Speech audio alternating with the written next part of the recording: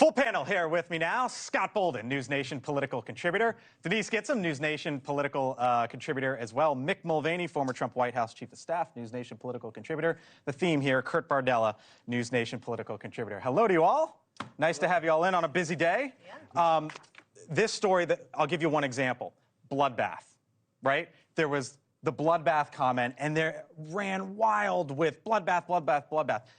Donald Trump was talking about if Chinese EVs come into the United States, there would be a bloodbath for the auto market. And if you believe that actions speak louder than words, you know who agrees with him? Joe Biden.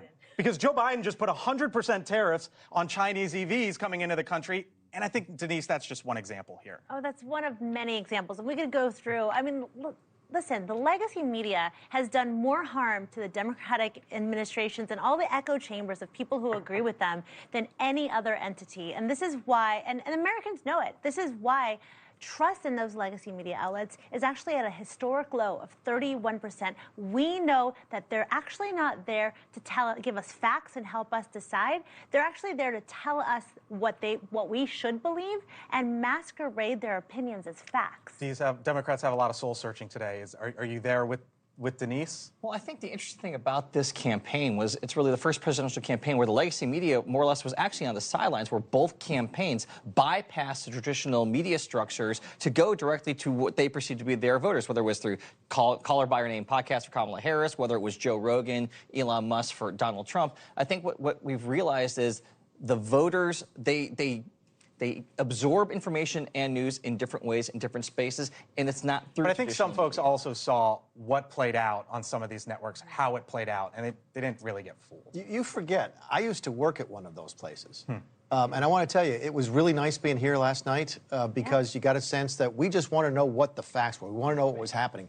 I was at one of the other networks. I was at CBS during the midterms in 2022. And when they announced a Democrat swing district House race, there was wild applause in the studio. I mean, it was clear who these folks were working for, rooting for, and that flowed through to all of the work that they did. You're not saying that somehow they were misreporting. Absolutely, I am. You may have not liked the way they were reporting, but they were reporting, and they're free to clap and do whatever they want to do. There were times when they printed stuff. There gives media something to report on every day. There were times when they put out material that was intentionally misleading. I pointed it out to them, and they refused to change it. I don't want to call out one single. Single entity here. No, I know, but it's just. I think folks sort of folks saw it, right? And you could take your opinion from it, and it's one of the reasons. And it undermines. To your point, why Denise says it. Love doing what we do here. It hurts the Democrat Party. It hurts the country. You need a media that can look. Fox News a lot about the election and got sold for $1 billion. I want to move on. That's a problem. I want to move on real quick to what I thought was potentially the soundbite of the year. This is Jamie Dimon in Davos, which is a big elite meeting in January. Here's what he said.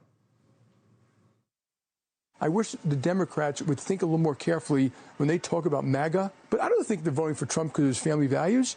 And if you look, just take a step back, be honest. He was kind of right about NATO, kind of right about immigration. He grew the economy quite well. China virus. Tax reform worked. He was right about some of China. I don't like what he did. No, I said China virus. Yeah, I understand. He may have been right. And I don't like how he said things about Mexico. I don't like, but he wasn't wrong about some of these critical issues. And that's why they're voting for him. Did he nail the election, Scott, in January? Did he nail it? I disagree with what Jamie Dimon said about Donald Trump. I mean, how he says it, his personality and his character are not the most liked. And if he's right about the policy, then why doesn't he just stick to the policy then? But it's the indictment of people who vote for Trump, which is the problem that Hillary Clinton fell into with a basket of deplorables comment.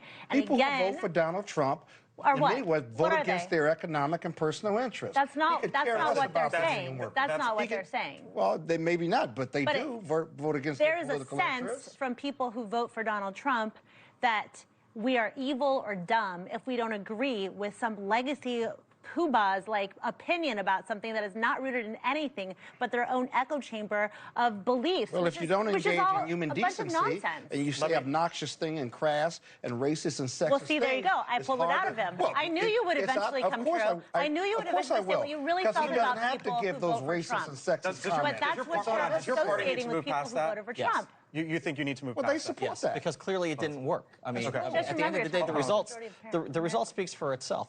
At the end of the day, elections are about trying to convince people, some who may disagree with you on some things, that you are still welcome in their party. You still are a big tent party. The Democratic Party's problem right now is too many voters across this country don't feel like they're welcome in the Democratic Party if they disagree with them on one or two things. I got 30 seconds left Exhibit here, Nick. I got 30 seconds left here. We've been talking about Elon Musk and what he can do in the government. You know the government inside and out better than anyone. What can he do?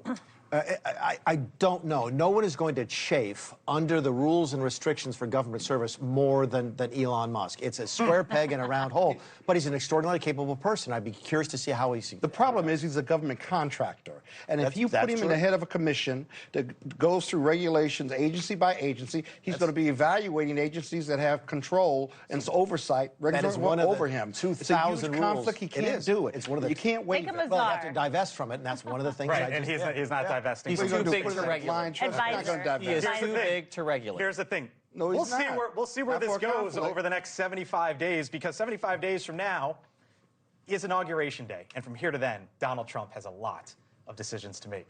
Thank y'all. Appreciate it. We'll be here for forever. Yeah. I want to No, fight it's not it. Other Let's side of go. the break, Leland Vitter, host of On Balance. You're watching The Hill. And another thing.